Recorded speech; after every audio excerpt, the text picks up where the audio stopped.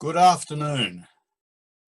Welcome to the Royal Society of Tasmania Northern Branch.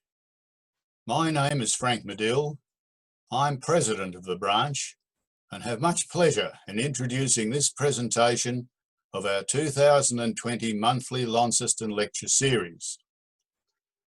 Due to the restrictions and risk caused by the COVID-19 pandemic, we've compelled to venture into the electronic world of the webinar in place of our usual personal attended lectures. I hope you're comfortable with the Zoom technology. Feel free to use the Q&A button if you have any questions. These will be collated and answered at the end of the presentation. Today's contribution is the annual Queen Victoria Museum and Art Gallery staff lecture. Our branch is very grateful for the ongoing support of the QVMAG. Last year's staff lecture was delivered by our new director, Tracy Pukowski. Today's lecture will be given by the museum's library coordinator, Andrew Parsons. His topic is Map Spam, Yet More of Launceston Revealed. Andrew has worked at the Australian Maritime College and the University of Tasmania Libraries in Launceston and Hobart, and managed the UTAS Library's special and rare collections in Hobart. As part of his role, he also served as Honorary Librarian to the Royal Society. In 2013, he commenced as Library Coordinator with the Queen Victoria Museum and Art Gallery in Launceston, and during this time, the library's rare book collections have undergone significant development. He has also researched and written the book Launceston Revealed, and he will tell you about some of this in his presentation. It's my great pleasure to welcome Andrew Parsons.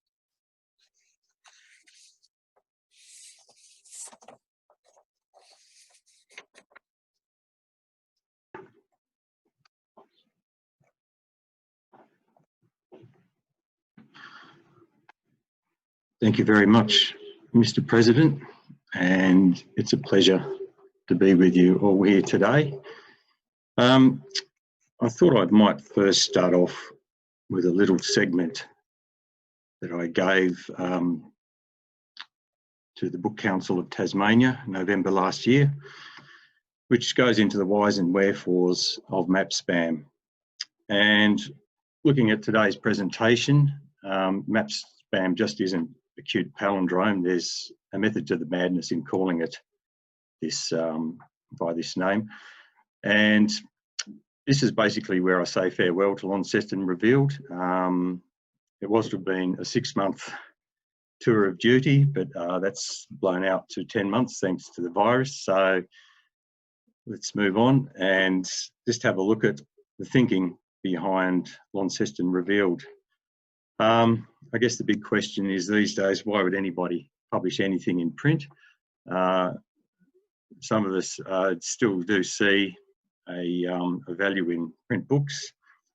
And looking at the HuffPost web page, HuffPost published 10 rather humorous tongue-in-cheek reasons as to why print should be chosen over electronic. But they also chose 10 reasons why electronic should be chosen over print, but I'm not going to bother with that here today. We'll just concentrate on the print. I do like their first argument that reading an ebook feels like using an ATM. I concur wholeheartedly with that. Print books do have a tendency of conveying information in a better manner. Certainly print books are yours for life. And print books, importantly, are physical reminders of your intellectual journeys, and they're also great to share. Marginalia is important in any person who collects rare books. It's what's written in the book often that's very important and revealing. Print books also act as a community building act, the giving and sharing of them. Point number 8, certainly something I can relate to, is that print books are fairer to writers. I, as an author, would rather have a print book out in the marketplace for purchase than having it dumped online somewhere as either a giveaway or having restrictive and prohibitive licensing arrangements for that item. Print books apparently are better for your health. That's with regard to light emitting e-books before bed interfering your ability to sleep. And print books are theft resistant. No problem there. If I leave my books in the back seat of the car, no one's going to bother breaking in to get them. However, when it comes to Launceston Revealed in particular, there are a lot of considerations as to why print was the way to go. First and foremost was tactile considerations, the look and feel of an item, and in this case we certainly had to go for a folio look for maps. I do realise that e-books do have the advantage of being able to magnify certain portions of maps. However, I would tend to side with the argument that it's better to have the whole map in a folio arrangement than picking out little pieces at a time. Certainly, I do think there is a desire to own rather than have contracted access to a book license to your device. Once you give up that access, you've lost it. And so you're basically licensed for as long as the provider wishes to offer it or you're able to pay. Personally, I would rather have a physical work available for purchase in the marketplace, as I said before, rather than via prohibitive licensing arrangements. When it came to Launceston Revealed, of course being published by QVMAG, there was a need to consider institutional considerations, and the museum is into publishing commercially viable print publications that have a presence in retail spaces, both in the museum and in the wider public, and that inform the general public and spread QVMAG's reputation. These days, any QVMAG publications that are commercially unviable go straight online as PDF documents. There's also the consideration of the time, effort and capital that justify a priced physical commodity in the marketplace. We don't do these things for nothing, and certainly we're not in for a profit, but there should be justification for what is put into producing a book. And finally, I'll leave you with the point, does e-only access discriminate against and isolate readers who prefer print and who do not have access to e-book readers? We get a lot of arguments going the other way these days, but certainly I think that's an important one to bear in mind. So, what were the books that influenced the creation of Launceston Revealed? And the books that you may think influenced it did not at all. And in fact, the books that did might come as a surprise. Absolutely the most fundamental book that inspired Launceston Revealed was Drainfleet Revealed by the late Osbert Lancaster, published John Murray, 1949. It's a rather satirical piece on modern architecture and the ruination of small towns. And Drainfleet Revealed does that very well. At a point in 2016, I really wasn't sure what way a map production from QVMAG was going to go. Would I just produce a catalogue of holdings, or should I have gone for a book that tells a story through time? And when I saw Drainfleet Revealed, there was no alternative other than to go for the latter and produce a book that tells the story of Launceston. Core to Drainfleet Revealed is a set of seven prints on what's called Poets' Corner, and it's cleverly taken through 1800 through to 1949, showing how the place changed over time. And when I saw this is precisely what I wanted for a map book for Launceston. Lancaster was very clever in mapping the changes here, and very meticulous with his illustrations. And the old Georgian building that you saw in the previous print, there it is, cluttered by modern architecture, and that's a site that's often familiar to Tasmanians. And of course, his disdain for modern architecture is revealed a bit further back in the illustration, where you see the Odeum Theatre. A very, very clever book that I became aware of way back in the days of library school was Window by Jeannie Baker. Not even a shred of text. This book showed how remarkably well a message can be conveyed by using illustrative matter only, and it's all collage, very clever. The funny thing about Osbert Lancaster's work is that it was really a genre that was taken up by juvenile literature, and amongst the best is Steve Noon's series of books, A Street Through Time, A Town Through Time, A Port Through Time. The very impressive thing about children's books is they stick to the theme and run with it, and they don't deviate at all. Prior to Steve Noon, in the early 1990s, was a series of books by a chap by the name of Carlos Hernandez. Very meticulous illustrations, absolutely superb penmanship. And he did a series of fictional books on a European history in time, a Mediterranean history, a Mediterranean town in time, and a Central American town in time. As a curious contrast, A Valley Grows Up, an early example of the genre, 1953. The really interesting contrast is that this book is text rich. It's absolutely loaded with text with a limited number of plates. Having seen this book, it was decided that really the illustrative matter had to take precedence and the textual matter run second to that.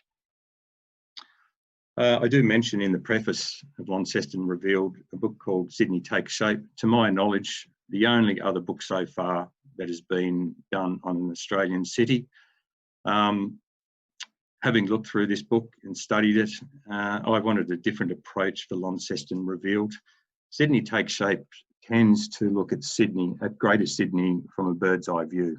What I wanted to do with Launceston Revealed as a point of difference was to hone in on suburban level developments, and I'm sure that's something that all Australians can connect with. One of the best maps, atlases books is Historical Atlas of New York City. Very well laid out, just brilliant statistical data intertwined with maps and photographs. There seems to be an unwritten rule with map books that, well, the demand for map books maybe is rather small. We sort of need to pad things out with a lot of photographic material. And to a degree, Sydney Takes Shape follows that norm, as does London, A Life in Maps. You sort of tend to lose track of the maps in all the photographs that dominate the book. Moving on, it was decided with Launceston Revealed to take it down to the microcosm, down to suburban level. And there's no other better book than Ackerman's Illustrated London, originally published as the Microcosm of London, 1808-11. And of course, that's where I got the chapter name for the Microcosm of London, of Launceston, sorry. Interestingly, if you're after an original 3-volume set, you're looking at 7,500 Australian dollars plus. Doesn't come cheap, and rightly so.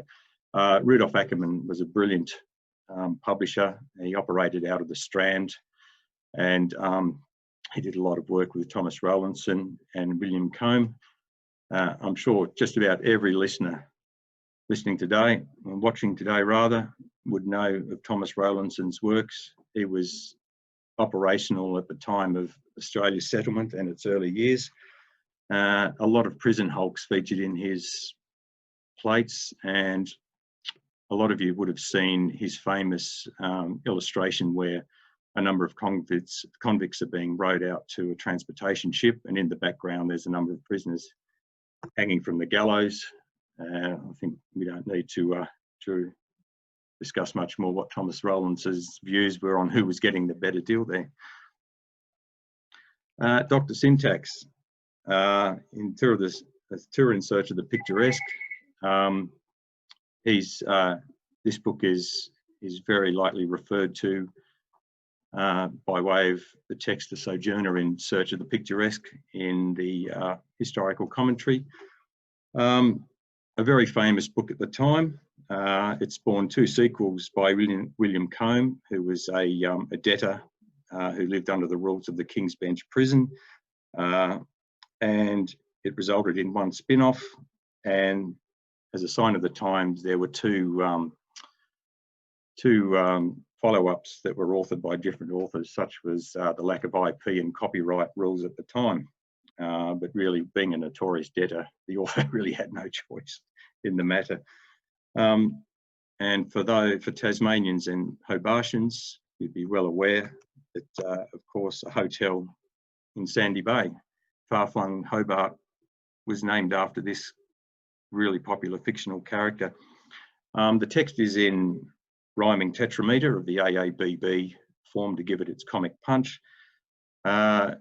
What was important with this book was the fact that the publisher, Rudolf Ackerman, tipped the publishing paradigm on its head and got the plates done first, and then the text was worked around the plates instead of in the opposite way. So working in isolation to one another, Thomas Rowlandson drew up the plates, and then William Combe came along and did the cantos. And this is precisely the approach that I decided to take with Launceston Revealed: work out what maps to use and what illustrations, then build a story around those. Interestingly, when we look at this work today, there's 2 interesting follow-ons from it that are very quite modern in their style. One is an identifiable figure who had commercial potential. He had a look that was distinctive, and of course you can find in antique stores these days figurines of Dr. Syntax. And it was also an important milestone in the development of English comedy. It put at the centre of the plot a character who, though well-meaning, was completely incompetent in everything he did and lurched from one disaster to another. And of course, it was the late 20th century where that was perfected with the likes of Basil Fawlty, Borat Sagdiyev, the Wilmington Home Sea Guard, and also David Brent, and so on and so forth, not to mention Mr. Bean. As for non-books, Back to the Future, an important little scene in that movie where Marty McFly comes across his suburb back in the 1950s, before his birth. And I thought it would be really good to try and translate this across to print format. At the time, I hadn't fully gone through the backlog of maps and plans that were available, so I wasn't sure if this could be done. Fortunately, the material was found that could, and so this was critical in formulating the Microcosm of Launceston chapter, the idea behind it. Very interesting, the psychology of suburban development advertising. They're sort of like art imitating life in the form of Lines Estate. And I think we could generally draw the conclusion that if home ownership is the great national dream, then the subdivision advertising is a vision on the road to some sort of suburban paradise. If you look very carefully at the woman looking at the man, she's actually giving him the death stare. It's not quite apparent at first, but she's sort of saying, "How dare you present this dump to me?" Finally, critical for the physical format of Launceston Revealed was the Royal Society of Tasmania's own mapping Van Diemen's Land. And fortunately, I didn't go down the path of doing a catalogue of holdings held by the QVMAG Library. Otherwise, it would have been in competition against this. And also, it was the physical dimensions of this item that were critical in the final dimensions for Launceston Revealed. So that's a look at the items that inspired the book. If we move on now and just have a look at the product itself. Front cover, we take you back to the past. Back cover, we move you forward to the present. Both illustrations are brilliant in their cartographic layout. They certainly do have sort of a mapping angle to them. The two gentlemen in the front cover, this was a technique of having people in the foreground set against the backdrop of a city that was perfected in a book published in about 1600 called Civitatis Orbis Terrarum, and Frederick Strange has employed this technique for his painting of Launceston looking east from Cataract Hill.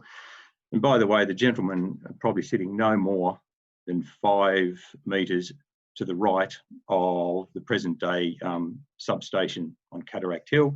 The giveaway sign is of course Patterson Street, which they're just sitting to the right of. Robin McKinnon's From Where You Stand gives a bit of a playful angle to things of Launceston in the modern day, painted in 1995.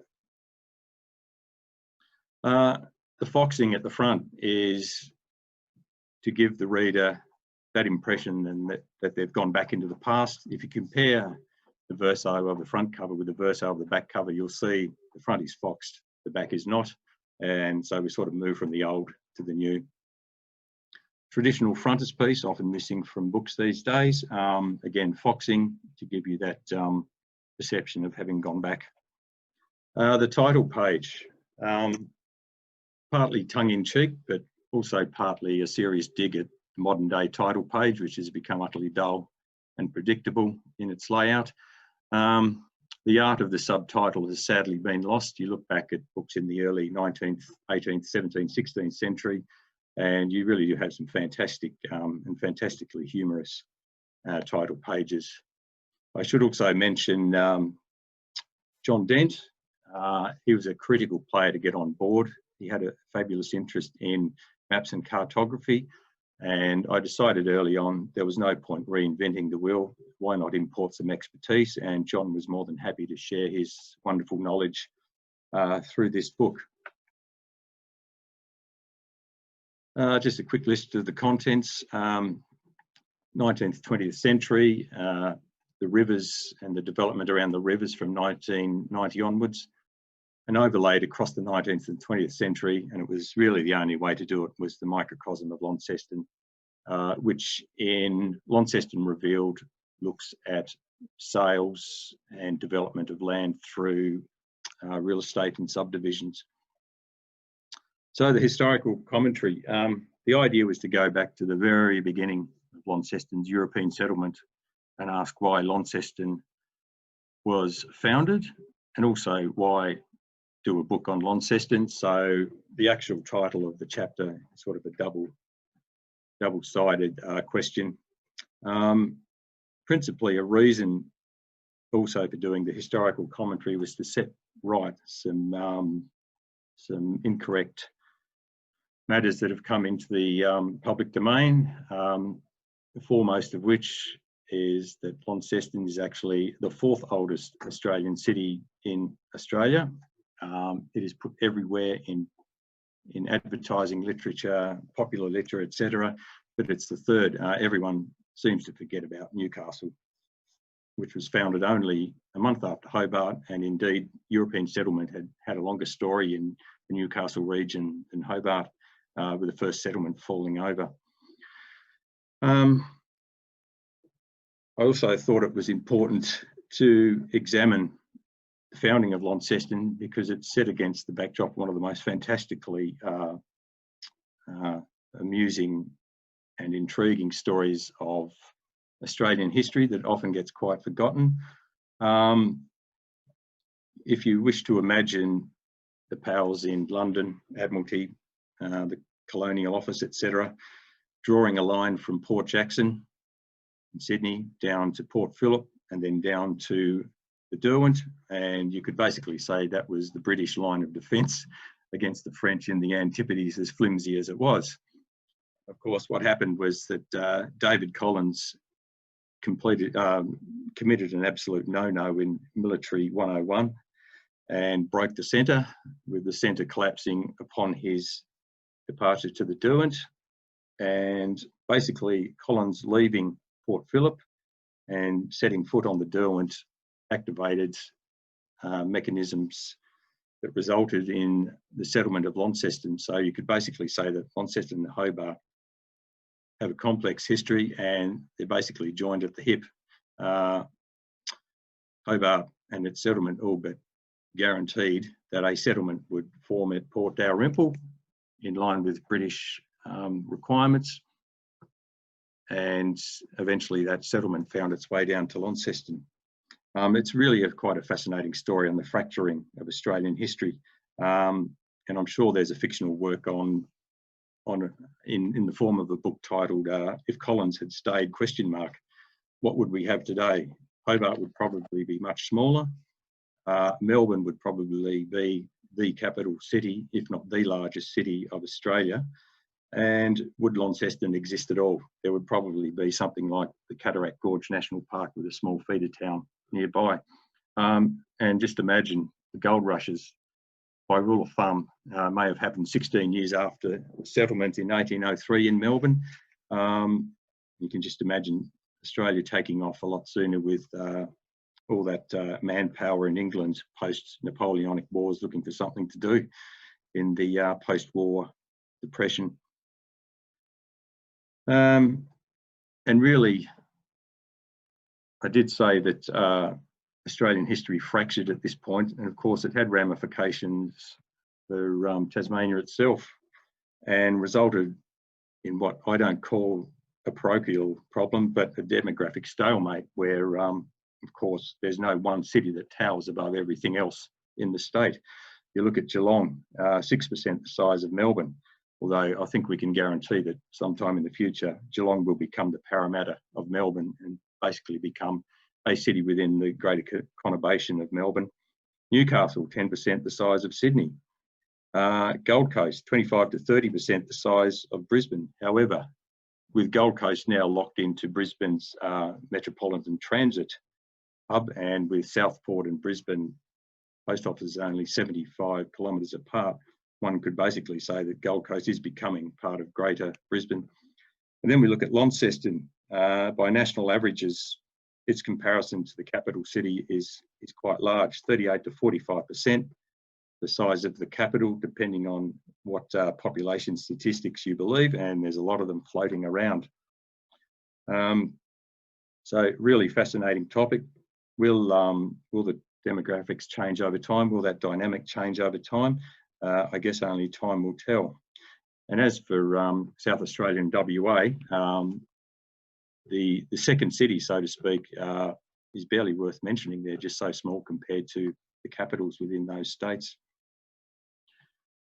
So the idea was to take history right back to Indigenous times. And so here is a plan of the three tribes that surrounded Launceston. It's been reworked from a book called A Journey in the Tamar Valley, and very instructive and used by QVMAG for its Aboriginal display at Royal Park. So introductory essays, these were kept to a minimum and kept simple, just to provide a basic overview of the chapter to follow. And then we get into the maps and plans. Important to start at Yorktown, where European settlement was first established. This is actually an item that came through the late Clifford Craig's estate. It's on linen, and I think it's the first time that the original has been reproduced since it was originally published back in 1895. This is the only QVMAG holding in the first maybe 6 or so items that are laid out in the book. The Mitchell Library has an early image of Yorktown. Then we get on to Grimes's map of Launceston and the surrounding area, a year after Launceston had first been settled. The very first plan of Launceston, incorrectly dated 1844. Brisbane Street runs at the top in a vertical direction. If you look for lot number 11, that's about where Petrarch's bookshop is today. Very important first map after Launceston had been re-established as the capital of Northern Tasmania, the Shaolin Map. Regrettably, not to the size I would have liked. Not all maps I could get to a adequate size, and that's why text was downplayed in favour of the visual image. You basically had to give maps the greatest share of the page to make sure that people saw the things. If you're ever after a reproduction, the City Library in town has one laid out on a table for people to look at. Very important to touch on the wharves of Launceston. This plan was used because it was the earliest that was attainable, and it shows a very early layout of the wharves, 1834. There are two maps in Launceston's history, rather maps or plans that are of nationally significant importance. The first one is the Smythe Map of 1835, published 1837. Established as the first land use survey in the world, predating the previous one by about 70 years. That comes off research done in the 1950s. And we move on to the 1850s. This is probably one of the best survey maps for the purposes of raising rates in existence. Archives Tasmania holds a number, but they generally don't tend to be in this good condition, and a rather large plan. The skeleton plan of Launceston, this was one of a couple of firsts that I mentioned. Of course, Launceston had the first underground sewage system in Australia, never before published. And importantly, if Launceston Revealed had been reworked in another manner, this plan could have easily fitted under the Microcosm of Launceston theme.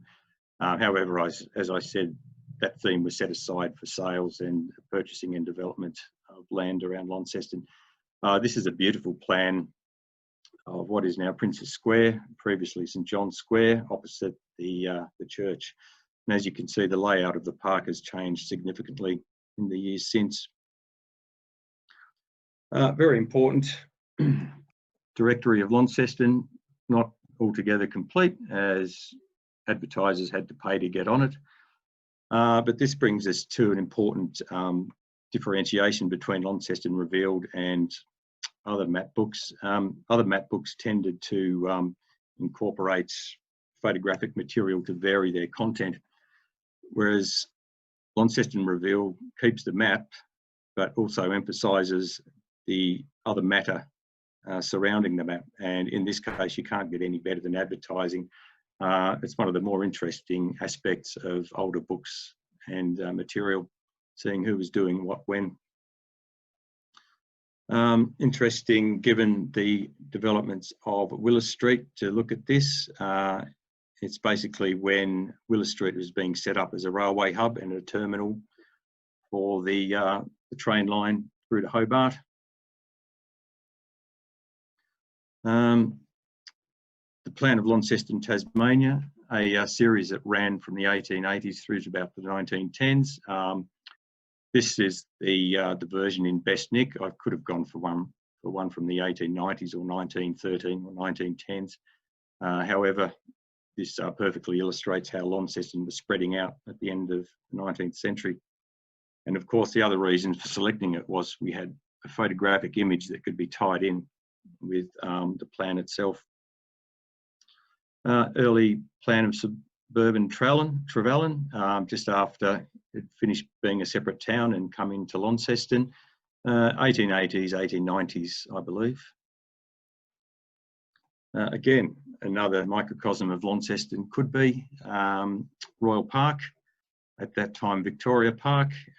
Fascinating to see what the major attractions were of the day. Then we move to chapter 3, the microcosm of Launceston, and it would be fair to say that if this chapter could not have been done, the book would not have been done. It's just that critical to Launceston Revealed. As I said previously, I didn't want a bird's eye view approach of Launceston from go to woe. It needed content needed to be varied and set up as differently to most maps and plans books.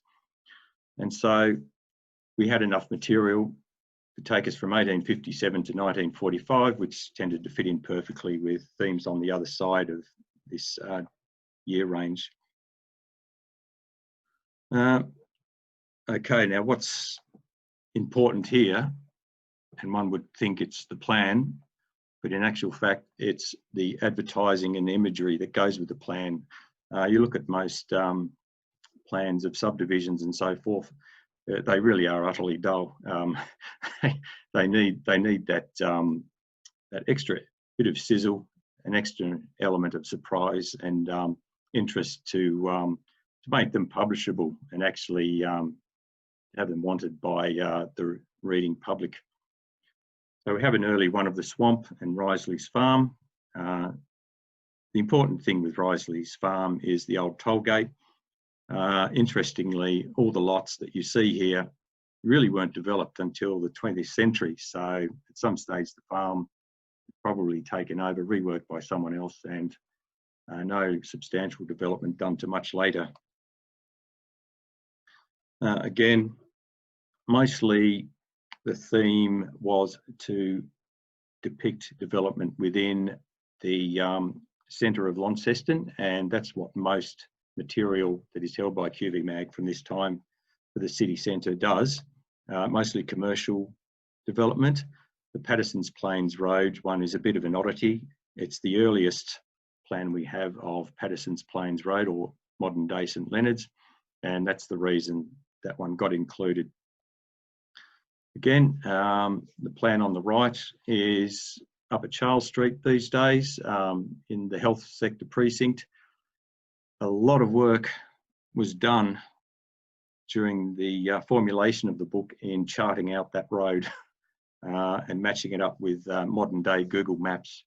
And obviously half of that road had been filled in at some stage, but that was an interesting exercise in archaeological investigation.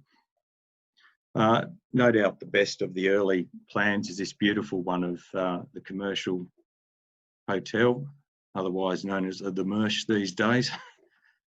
Just lovely colouring and just really beautifully laid out, and that's the real value in a lot of these old plans. Again, the Club Hotel, important to try and vary plans and maps with a bit of visual content, but not try and detract from it so much. Once more, that concept was used for what is today the lots that are occupied by the ANZ Bank. Have the plan, the advertising, but also a little bit of variation with a photograph there. As the time rolls on in this chapter, we get towards the first rising of suburban development, and we capture that in these two plans. They're looking a little bit worse for the wear, but once again, they really are fascinating insights to the era, and you can see the advertising here really offsets the plan itself, which on its own would be pretty dull fare. This is one of my favourite plans. It is beautiful in its layout with its multicoloured format. However, what is really interesting is just how this area looks today.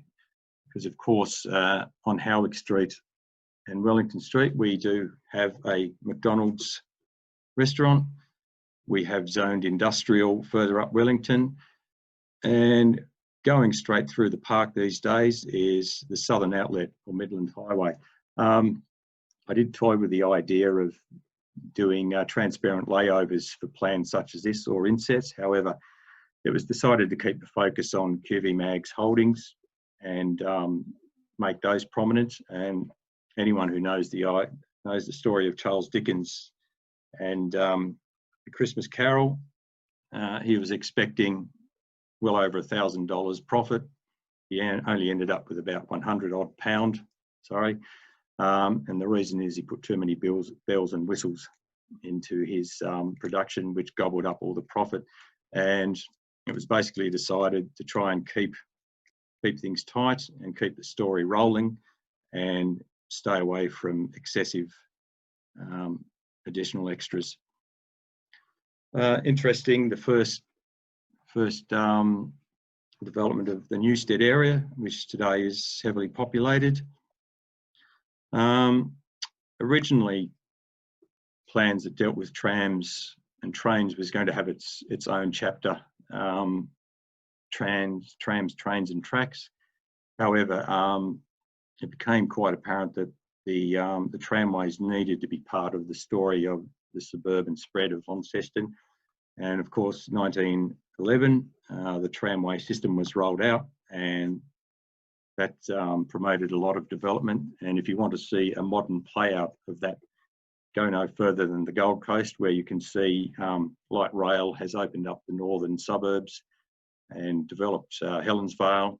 And even as we speak, before the next section has gone into Coolangatta, you have speculators in Miami and Palm Beach hooking up residential apartments. Same story, just 100 years apart. A rather humorous plan, the Toorak of Launceston, with an inset of the old elfin farm there. Again, the image isn't so great, but it's the title and the offset image that lend weight to giving that a humorous tilt. Trevellyn, the amount of work that was done on this page is now inconceivable to me. The chap that you see, who I call Trevor Lynn, had to have a total facial reconstruction. He almost looked like one of the poor chaps who'd come out of World War I with shrapnel injury to the face. It was a total reconstruction, and a lot of work had to be done on the plans also. Very important that Trevellyn is included, one of the older suburbs. The second nationally significant image is that of the H.J. King Aerial Survey, 1922, believed to be the first complete aerial survey of an Australian city, and it has become an iconic piece that's reproduced quite often. Mowbray Heights, the plan to the right of the text, two elements, the plan itself and also the advertising. The plan dates from the early 20s, but the advertising has been laid on toward the end of the decade, as there's mention of the wraps and tyre factory there. Keep the image in mind. We'll refer to that later on.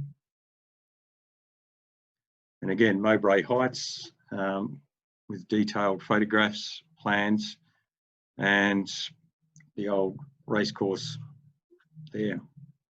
Probably my favourite piece in the whole book is Fairfield Park Estate. Launceston Revealed works on the premise in many illustrations of not what became, but what could have been. The Fairfield Park Estate development fell over, and the land you see there was left undeveloped for many years. And it was only in, I think, the 1960s, 70s that Allenvale TAFE was eventually developed. In some respects, this illustration shows a superiority over photography. You get that beautiful depiction of the vineyards and lands in that area. Again, Berwick Park Estate, photography. Barclays Estate, interesting in that there were textual limits as to what could be written. The story of Barclays Estate could go on for half a page, I'm sure. Francis Barclay was declared insolvent, and the land was actually developed by an E.H. Titmuss eventually. Barclay actually went before the High Court in December 1934, a year before the estate was released, and I suspect he may have been watering down his milk. Now this is the start of a really good run. It's probably one of the most pleasing aspects of the book, where we start with a Melrose estate that's on Kenyon Street, and we work through from Kenyon along Elfin Road, taking in the Elfin Rise estate,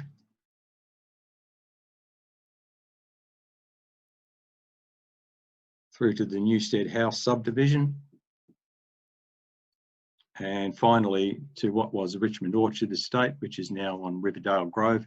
So you get to see how the length of the tramway promoted subdivision development. And we finally finish off with Osborne Estate in Trevellyn. The 20th century then moves on to two halves. The first half being the calamities that was faced by the world and the local community, starting with the flood. And to my knowledge, a lot of these flood maps have never been published previously.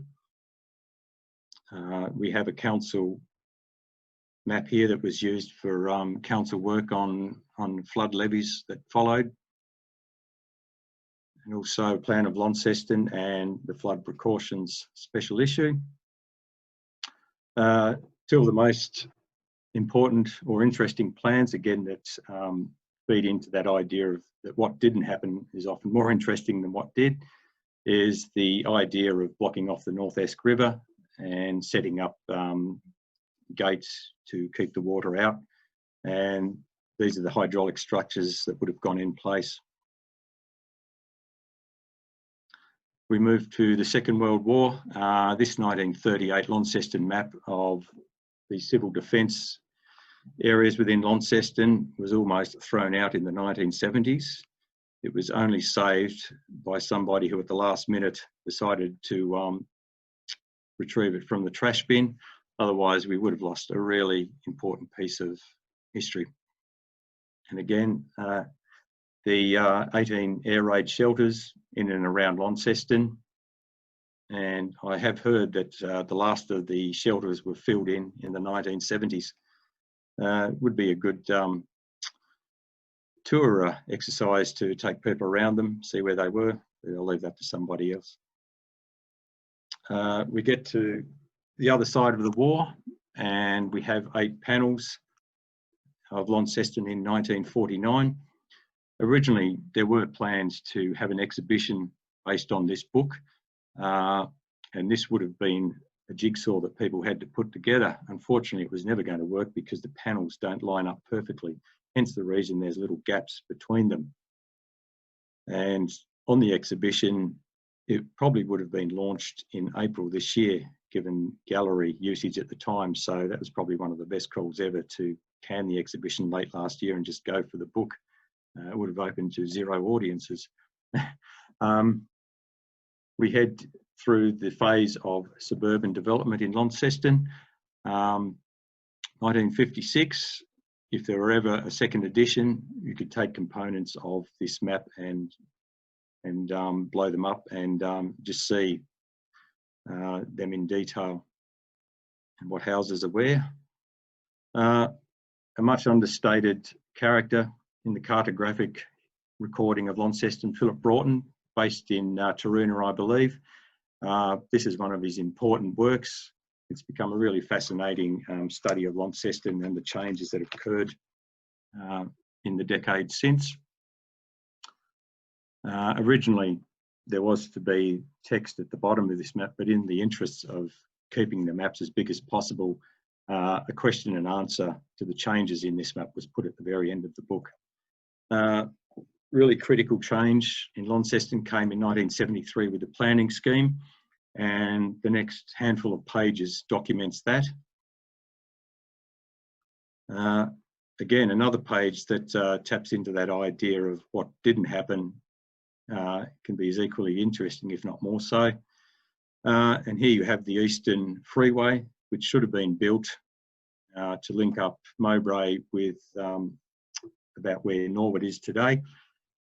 Given the growth of St Leonard, one does wonder if over time this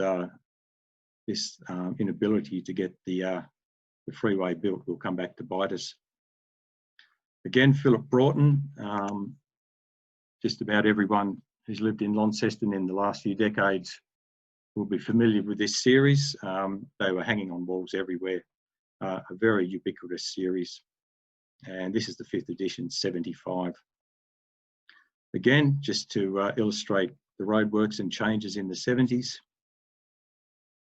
An aerial shot of Launceston with the new Gorge Bridge.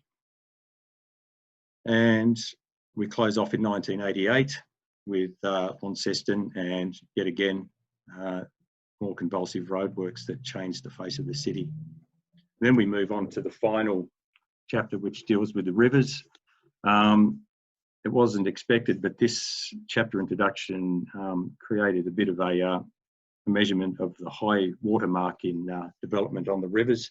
We've since seen the Twin Towers proposal and also the Gorge Hotel proposals canned.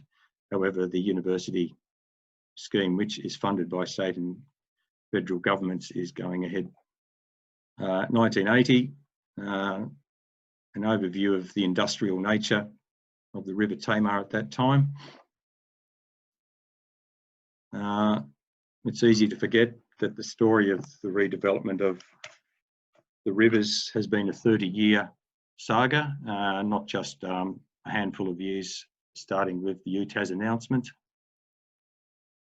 2010, a comparison specifically put in to compare progress and change with the 1990 plan. River Bend Park. And then finally, the area of the proposed UTAS changes which are now being built. Originally, I was going to publish a plan put out in 2017 of what was going to happen. However, that plan was scrapped because there were changes.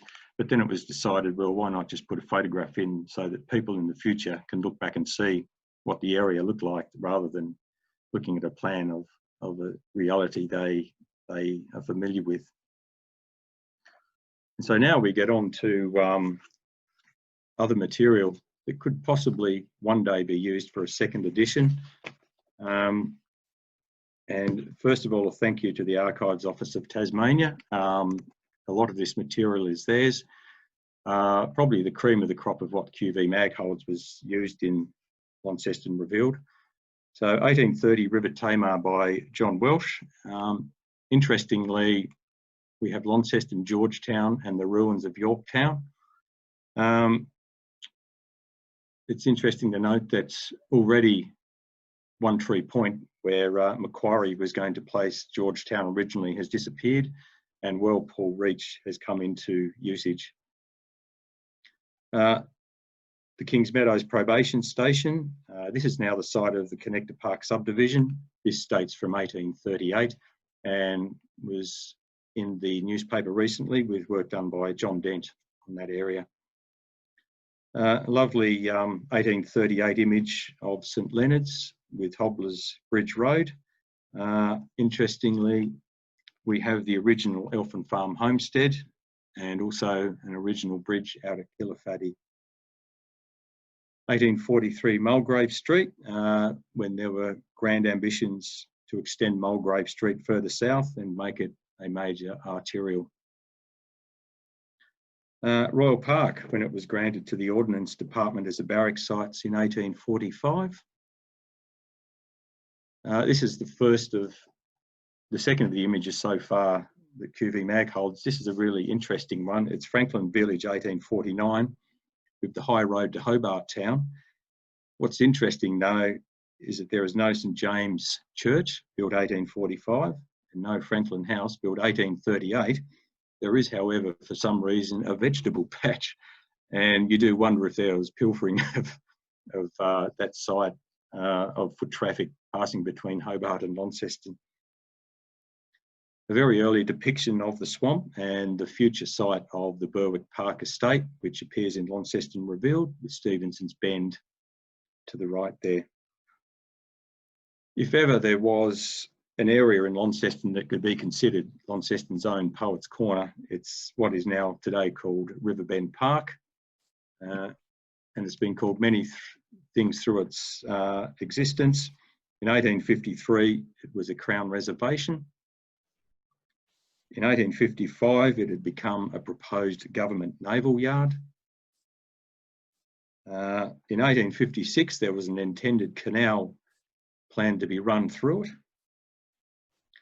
And we leave River Bend Park there for a while. I have put these plans in chronological order, as with the book. And here we have an 1856 depiction of Launceston Swamp, and you can see what I mean by the interest that advertising puts into a plan. Without the advertising and that extra additional information, not a terribly interesting work. 1857, the glebe with draining by Edward Abbott. 1857, the Launceston Waterworks with supply running via pipe from St Patrick's River up near Targa and Pattersonia area. 1857, Thomas Button's property on Margaret, Frederick, Elizabeth Streets. Thomas was the father of Henry Button, who was mayor in 1885 and author of Flotsam and Jetsam. 1858, lots between Cimetiere and Dowling Streets, incorporating Trinity Glebe, the cricket ground and reserved land. I think it would be fair to say that if there were ever a second edition, what would happen is that the microcosm of Launceston would be plucked out and developed further, and just a concentration on how Launceston grew organically through subdivision notices and plans, rather than incorporating bird's eye views of the growth of the city. This is 1858, West Launceston maps, with the inscription, "Track to Launceston by way of Thistle Street." We have 1859, West Launceston Crown Lands, Broome, Outram Streets, where they connect with Granville. This is a map of the wards in 1859. It just missed the cut to Launceston Revealed. It probably wasn't early enough. Interestingly, it's not an original. What council did was translate original maps over onto linen and use them for working purposes. So often you get a bit of scroll on maps of various types. We have some really beautiful designs for the sewage system, and this ties in with the skeleton plan that I referred to early on. These date from 1861 and include the outlet for Margaret Street. They're absolutely wonderful. They're almost works of art in themselves.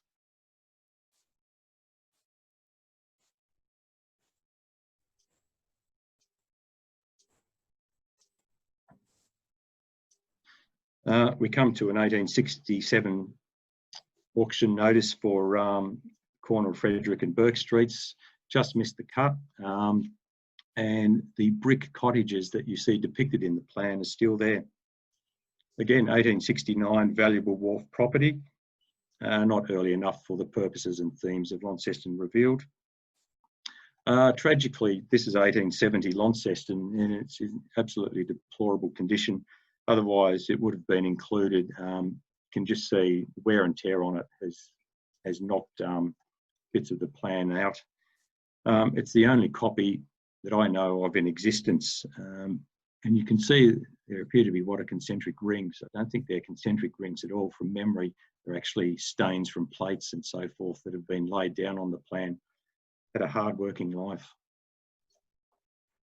Patterson Street with Park Street now to the right of the lot. These lots belong to Henry Reading, who was a convict, walked his barrow from Hobart to Launceston, a sawyer by occupation, died as possibly the largest property owner in Launceston with 120 houses. 1871 Mulgrave and Queen Streets, leading up to the old Scotch burial ground on High Street. A swamp auction for 1873. Note that Riverbend Park is now a reserve. This is a beautiful plan of Ashfield in St Leonard's. Again, this would be a candidate for an overlay or an inset of how the area looks today, with suburbia having encroached on a lot of the grounds here. The Mainline railway at Willis Street. This has moved on about 5 years from that plan that appeared in Launceston Revealed, and of course you have all the names for the facilities in place there now. 1880s, 90s, Royal Park Courthouse, farm and inhabitants. Note that Cameron Street runs through present-day QVMAG. An 1884 plan for E.A. Horn, covering Abbott, Littleton, Arthur streets. Interestingly, in a letter from Horn's representative Butler to Hobkirk, it is noted that the plan is worse than useless, with the west-south boundaries all wrong. For that reason, it might actually make it into a second edition if ever one should appear. Quite an amusing aside. Henry Clayfield additional lots to those in Launceston Revealed, one less than what actually appeared in the book. This is a beautiful plan of 1884 Launceston Railway Workshops to Windmill Hill, with the railway station, the gardens and Windmill Hill exaggerated. 1887 Launceston Jail on Patterson Street. Published 1888 originally. This is a 1965 reprint that is a working copy of Riverbend Park, which is now dissected by Taroona Street. 1888 Invermay lots from May to Gunn Streets. This is a fascinating plan of Trevelyan, the old Barnes land, which was originally granted to George Barnes. You probably can't quite see it, but you have the town of Launceston and the town of Trevelyan, and you even have the punt included in. Of course, this became the future site of the Trevelyan estate. And although this plan is undated to the Trevelyan estate, I would say it was probably when the estate was offloaded upon the death of William Barnes. Inverest lots on Georgetown Road. Interestingly, so many of these old plans have streets that never came into existence, such as Robertson Street. The 1890s Invalid Depot on Royal Park, now Invalid Depot, which is now Royal Park, and the museum has finally made an appearance here on Wellington Street in Cameron. The 1890s Launceston Electric Lighting, with a plan of piping from Duck Reach Power Station to the Tamar River. 1892, Patterson Margaret Street lots. These are now part of Launceston College. This site is depicted in the Smythe Map as having one or two dwellings on it, and of course it was adjacent to the old female factory. 1892 again, lots on Barrow, Wellington, Brisbane streets. Of course, you can see the damage precluded this from being included in Launceston Revealed, rather nasty stain on it. 1898, a Daily Telegraph extract of lots on Canning St John streets. These are now 165 to 175 St John Street, below St Vincent's Hospital. The 1900 Mayfield Estate Invermay, including Rooms property. Very hard to sell property next to a necropolis. Note that the Jews' burial ground is now Monash Park. Riverbend Park again, with the note, partly submerged land, part of a reservation, including an embankment and a ditch. It's almost as if they didn't know what to do with that piece of land through its entire history. 1912, beautiful almanac, with the city in Lungana birth prominent. What's interesting is the rustic nature of both Launceston and the Tamar at that time. 1914, a new wharf at Home Reach, encompassing today's boardwalk and marina. Note that Riverbend Park is now Town Point. 1914, proposed tunnels in red from the second and or third basins for additional hydropower. 1915, Riverbend Park is now proposed railway works. Note the land is marked as reclaimed land. The 1917 Nika subdivision, images such as these aren't terribly interesting, but what differentiates this is we have a precise location of the tram terminus that headed out Kings Meadows direction. The 1917-20 Crescent subdivision, Cataract Hill, taking Conno, Thistle, Laura, Granville streets. A 1918 suggested site for an abattoir at Kilafaddy. This would have to be one of the funniest of the lot. We have a sports ground planned for what is now York Park, and someone's just scrawled in a few circles. Standards weren't what they are today. 1920s Cataract Hill subdivision with the amusing note, macadamised road to your door. Again, a working copy of City of Launceston in rather poor condition. 1920s Lawrence Vale lots, again, condition rather poor, having been a working copy. The fifth section of Mowbray Heights, vastly inferior to sections 3 and 4 that were included in the book. But interestingly, they've kept the same advertising that appeared in section 4. Either it worked so well, the idea of 10 tonnes of potatoes, or they just couldn't be bothered changing the wording. I did mention earlier on to make note of the aerial shot of Mowbray Heights. This is the subdivision that appeared at that very time in that photo, all nicely roaded and ready for sale. And the property of H.A. Luck appeared in 1921. We have another image of the Melrose Estate subdivision sign. This backs on to the images and photographs that appeared in the book. The 1924 Royal Park foreshore from the Launceston Flood Protection Board, indicating just how much remedial work has gone on around the river to reclaim land that is today taken for granted. Clears Estate subdivision, Erina Street, again, without the advertising, not terribly much there. This is a rather interesting 1928 subdivision plan. This is actually the Sunshine subdivision that appears in the book before it has been rebranded. The note starts off with the wonderful phrase, "The sovereign remedy for landless folk." 1930 Palmerston Estate. Note that this land appeared on page 43 of Launceston Revealed as empty land and undeveloped land in the Newstead Estate advertising of 1905. 1933 Bifrons Estate, another example of the breakup of an established estate within Launceston, inferior to Newstead House Estate subdivision. Both Bifrons at 1 High Street and Beulah Gardens at 21 High Street were obviously broken up in their time, both beautiful residences. 1934 Map of Launceston, unique font.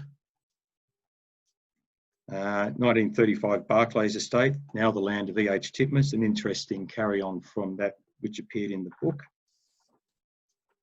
For those familiar with the AMC and UTAS, here's 1943 Newnham Hall Estate. And 1946 Riverbend Park is now an industrial site with Guns Kiln Dried Industries. And a couple of plans from 1947 of development that really took off in Kings Meadows post-war.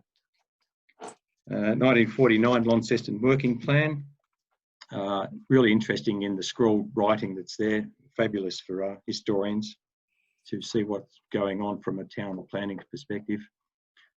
This is a really interesting political map from probably the late 1940s, with concepts of a greater Launceston, which have now come to pass. Of course, we have St Leonard's and Lilydale incorporated. The reason we know that this is the 1940s is that the tram network is still in place, and also the quarantine hospital is still located on Quarantine Road. 1950, Tamar River, in a very much a more industrial state than its 1912 predecessor. And a classic 1954 photo of the Elfin Rise estate that was put onto the market in October 1945, directly after World War II. Just your classic post-war development. 1959, 3 years on from that which appeared in Launceston Revealed. A 1963 first topographical edition of Launceston. This was used for planning in the late 60s, early 70s. And we're getting toward the end, and this is a classic. This item was found about a month before the book went to publication. It was found in a box in QVMAG archives, and it's the proposal to construct the New Gorge Bridge, the only one known to be in existence. And what's so interesting about it is it shows the houses that were demolished to make way for the bridge. I'm sure there's a social history in the work that was done in the 70s, destroying houses in South Launceston, West Launceston and Invermay to make way for the new roadworks. And we get toward the end of the 80s, and there's National Showgrounds at Elphin, and a 1993 map of Launceston, which could have been perfectly well used in Launceston Revealed, except that it didn't conform to the themes. Again, we go back to the mid-1850s map in Launceston Revealed to see the advertising that adds that extra element. And it's basically a case of seeing what businesses are still thriving. We see there at the top Birchall's, Australia's oldest bookshop that is now closed down. And so we reach a critical juncture in matters. Post Launceston Revealed, QVMAG Library has been out doing field work, taking snapshots of recent subdivisions and developments. And it's really the gap between the late 30s and 2019 that's a problem to any other second edition appearing. So I do put the call out to listeners today. Please, if you do have amongst your house purchase papers at home copies of old subdivision advertising, please do let me know. If you don't want to donate to QVMAG, we can at least scan the item. They are undervalued items. They perfectly track the development of our city over time, and they really do make unique records.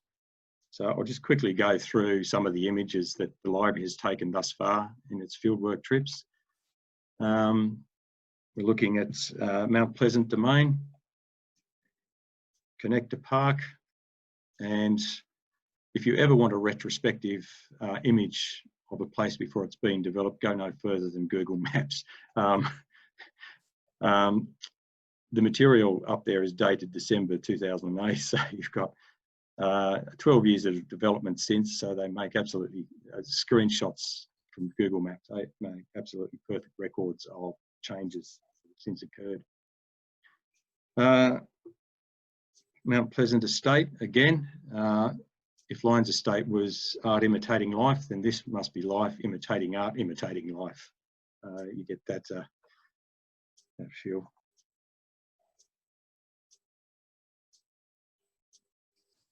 Oakden Park Estate, already houses have gone up here, so the landscape is changing constantly. The funny thing is, people see it change, they don't take much notice, and then 10, 20 years down the track, they wonder, oh, I wonder if anyone did record that change. I seem to recall that in such and such a year, things moved there. Again, Oakden Park aerial view. No more land in Newstead, a humorous comment made in Launceston Revealed about that. Again, that's near Scotch College. Domain insert in the Examiner can be useful source for images. The AE Jack site, an example of inner city urban development. This is Gallopers Rise off Punchbowl Road.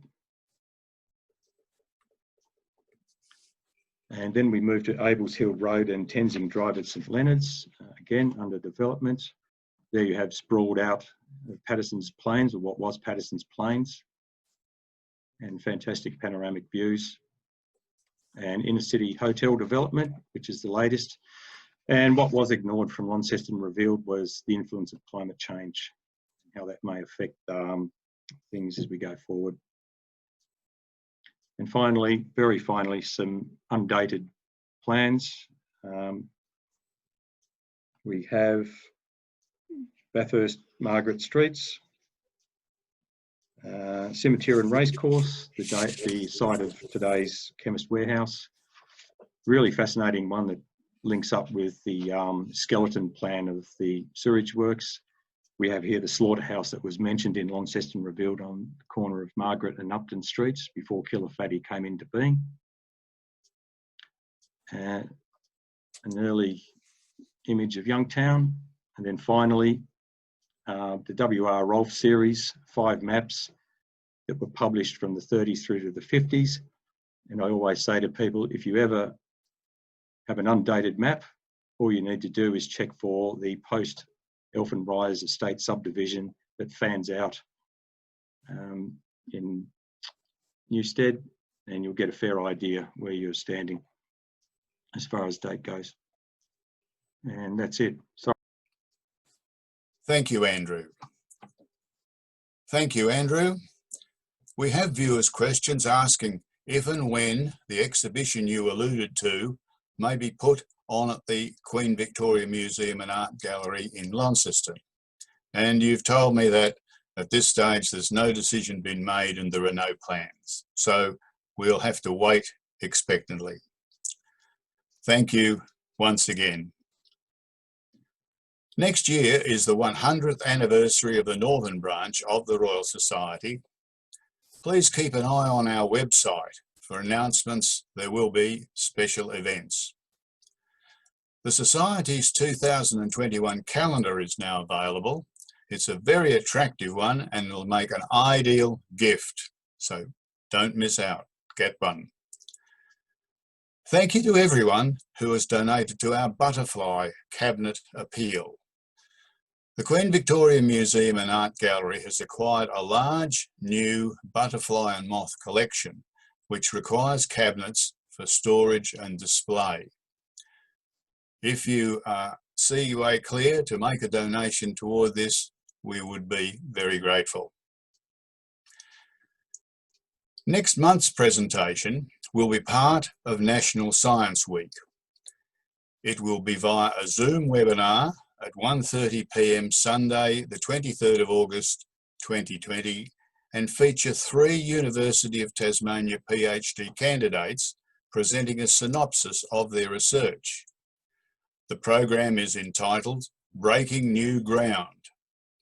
Pharmacy PhD candidate Duyen Tran will talk on diabesity. Yes, that's what I said, diabesity. There's a word. Indica Fernando will talk about a bumpy road to perfect fruits. And Crystal Auguste will tell us how tidal energy is coming to Tasmania. We hope you've enjoyed today's presentation and warmly invite you to join us again next month.